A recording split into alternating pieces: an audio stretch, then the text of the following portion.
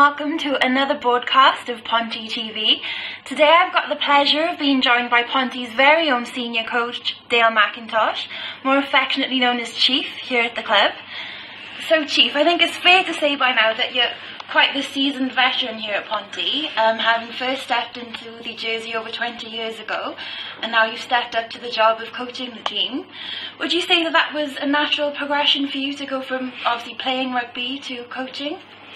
At the time I was obviously involved with coaching with Boys U and just coaching youngsters in the valleys, and as well as Blues under 16s. So I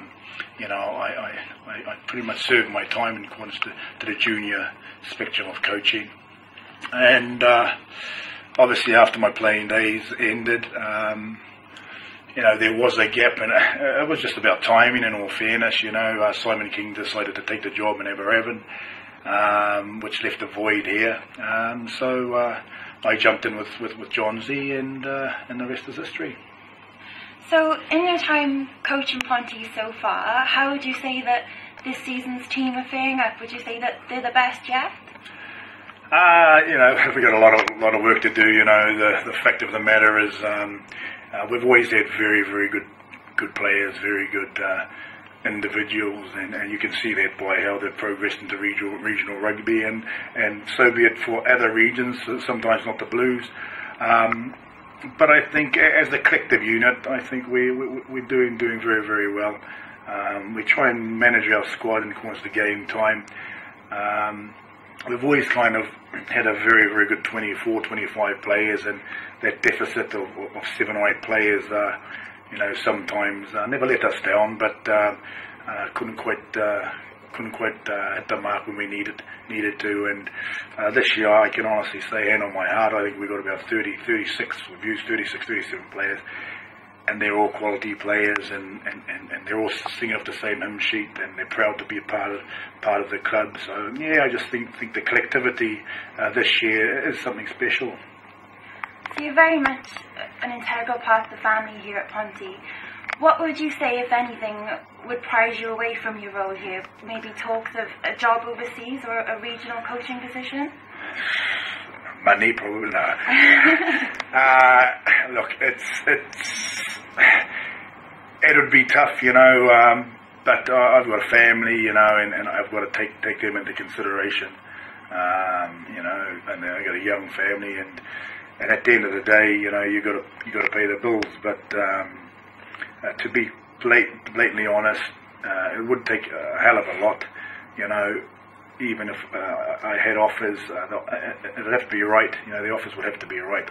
I need to be happy in my workplace, because that's how I thrive, and that's what I thrive on, in all fairness. But I haven't really thought about it. As far as I'm concerned, I really enjoy it here. I love it here.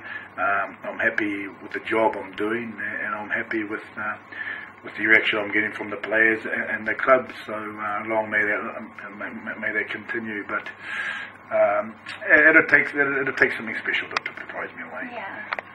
Now, unfortunately, we weren't able to progress past the pool stage of the British and the Irish Cup this season, despite only losing the one game. Would you say that was a big disappointment then for yourself and the team as a whole? Yeah. To be honest, we're gutted. We really are.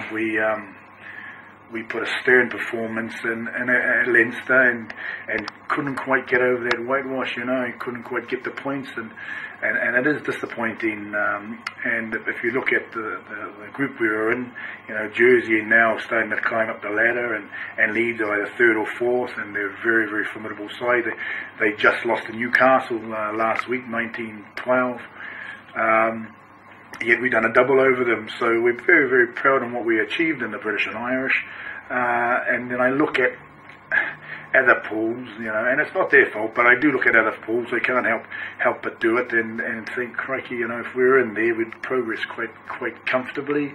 And I believe we have made a very good account of ourselves in Europe. Sorry, not in Europe, in the British and Irish, and therefore we deserve something out of it. But it's not to be, and we've got other fish to fry in accordance to the cup in the league. So we'll remain focused, you know, and slide that disappointment under the carpet.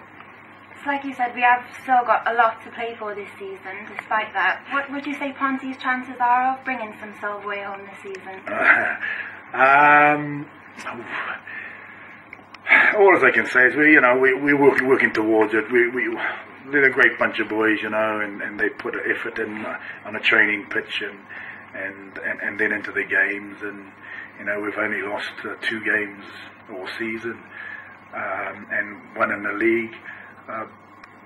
But we are who we are. We're ethical. We've got values, and for that reason we don't try and anticipate anything bar the fact that giving 100%. And if we can give 100%, and if we can work hard as we always do, I'll be surprised if we don't get any silverware. We do owe it to the club, you know. We love the club. The club's been great to us, and the supporters have been great to us. So hopefully we can get something in the cabinet. Yeah. Like I said, you're very much a veteran of Welsh rugby, given your time here at Ponty, and of course the times that you sported the Welsh jersey. Have you got any words of wisdom that you would give to any up-and-coming players that want to make their mark on Welsh rugby? Oh, you know, I think Andrew Coombs is a great example, you know, in all fairness. I don't know how old he is now, 27, 28, but I remember Coombs. He's a Quakers Yard boy, you know. He played for Pontypool. He come through the Cunnan Valley system, and he said it on television, you know. Never ever give up your dream, but understand how much work and how much hard work it is to achieve your goals. And you're going to get kicks in the stomach. You're going to get kicks in the guts, but you know it's a very inconsistent rugby. But you've just got to keep working hard and working through it, and also be honest with yourself and the club that you play for, because that's what's got us, you know, so far. The boys who put the jersey on week in and week out understand how much pride is in that jersey. They're only borrowing it, you know. Someone else is going to put it on next year or the year after, and you know they appreciate that the guys that have worn it before are phenomenal people and phenomenal players, and that tradition just keeps carrying on, and you know that's why Pontypool is so successful. So you know my advice is simple: enjoy the game, understand how hard it is to achieve your goals, and just don't sell yourself short. Brilliant. Well, thank you for taking some time out today to share your words of wisdom with us, shall I say, and all the best for the rest of the season here at Ponty. Thank you very much. Thank you. Thanks a lot.